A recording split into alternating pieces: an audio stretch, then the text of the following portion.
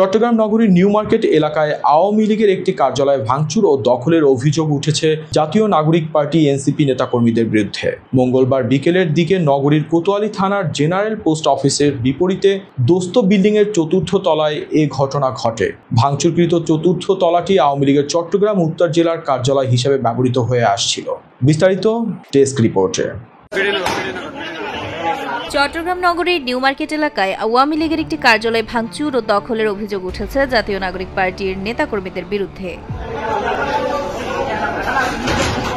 মঙ্গলবার বিকেলের দিকে নগরীর কোতোয়ালি থানার জেনারেল পোস্ট অফিসের বিপরীতে দোস্ত বিল্ডিংয়ের চতুর্থ তলায় এই ঘটনা ঘটে। ভাঙচুরকৃত চতুর্থ তলাটি আওয়ামী লীগের চট্টগ্রাম উত্তর জেলার কার্যালয় হিসেবে ব্যবহৃত হয়ে আসছিল।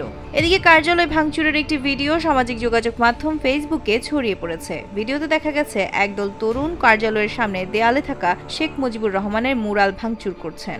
এতে আরিফ মঈনুদ্দিন সহ এনসিপি ও বৈষম্য বিরোধী ছাত্র আন্দোলনের নেতাদের দেখা গেছে। দোস্ত বিল্ডিং চট্টগ্রামের অন্যতম পুরনো একটি ভবন, যেখানে গণসংহতি আন্দোলন, বিএনপি, আওয়ামী লীগ সহ বিভিন্ন রাজনৈতিক ও সামাজিক সংগঠনের কার্যালয় রয়েছে। এনসিপি চট্টগ্রাম মহানগর শাখার যুগ্ম সমন্বয়ক আরিফ মঈনুদ্দিন বলেন, আমাদের কাছে তথ্য ছিল নিষিদ্ধ সংগঠন ছাত্রলীগ ও আওয়ামী লীগের নেতাকর্মীরা কার্যালয়টি রাতে ব্যবহার করে নগর জুড়ে অগ্নি সন্ত্রাসের পরিকল্পনা করছিল।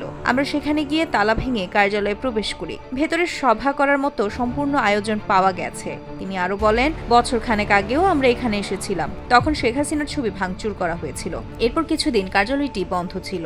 আজ আবার গিয়েছি। আগামী 2 দিন ভবনের কার্যক্রম পর্যবেক্ষণ করা হবে। ঘটনার সময় অফিসটির কেয়ারটেকার পালিয়ে যান। কোতোয়ালি থানার ওসি আব্দুল করিম বলেন, বিষয়টি আমরা শুনেছি, তবে আমাদের কাছে কেউ অভিযোগ করেনি। আমরা বিষয়টি দেখছি।